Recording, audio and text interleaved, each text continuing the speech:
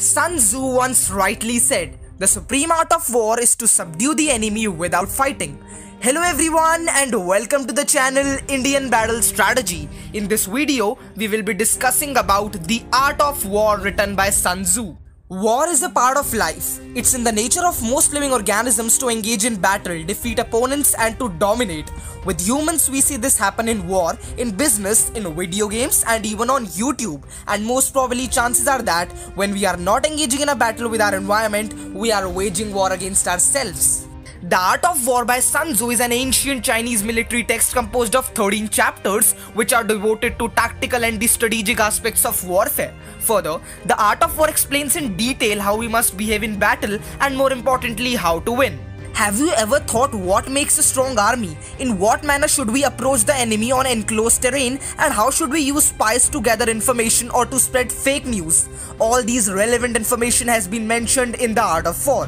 Moreover, aside from specific tips on combat, the Art of War has a profound philosophical aspect to it. Sun Tzu argues that war shouldn't be taken lightly, that the highest form of warfare is defeating the enemy without even fighting, and that being still and inscrutable is the business of a general.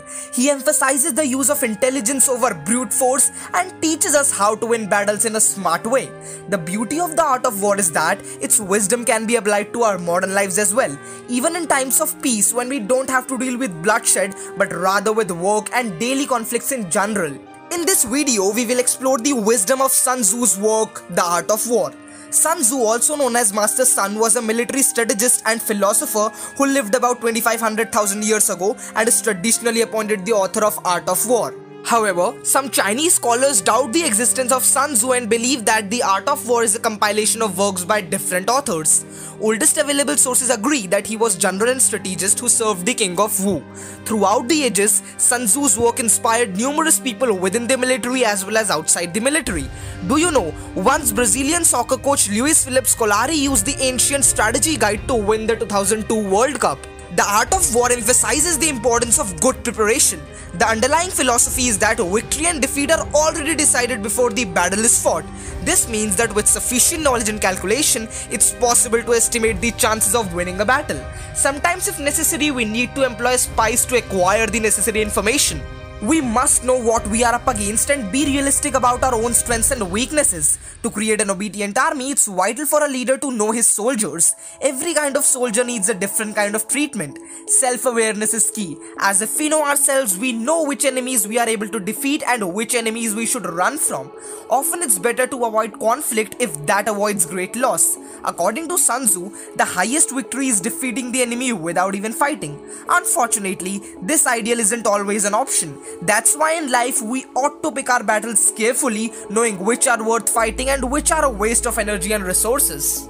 And the battles we choose must be fought as efficient as possible. The strength of an army is limited. Even the biggest army in the world can run out of equipment, fuel, and even the soldiers who operate them.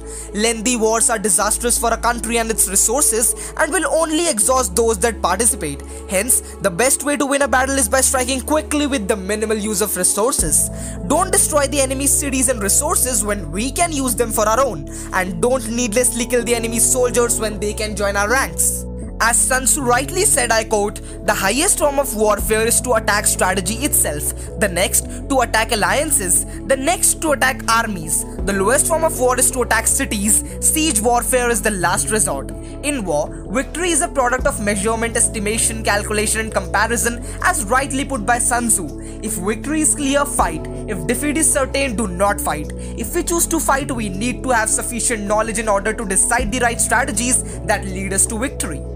For instance, when we outnumber an enemy greatly, the best way to attack is by surrounding them. But when we are outnumbered, it's better to hide. In such a situation, applying guerrilla warfare has been a winning strategy for the Taliban in Afghanistan. Further, the Taliban mingled with civilians and used secret hideouts and tunnel networks to remain unseen, while using sophisticated propaganda techniques and maintaining both cohesion and flexibility among their ranks. If they would have attacked their enemy head-on, they'd certainly have lost. However, by using coordinated hit-and-run techniques, they have proved to be a force to be reckoned with. A way to win smart is the art of deception. You might remember the Iraqi Minister of Information Mohammad Said al-Sahaf, who tried to keep up appearances telling the audiences that everything is okay and that his forces are winning. He might have been reading The Art of War. Unfortunately for him, his attempts to deceive the enemy weren't all that convincing.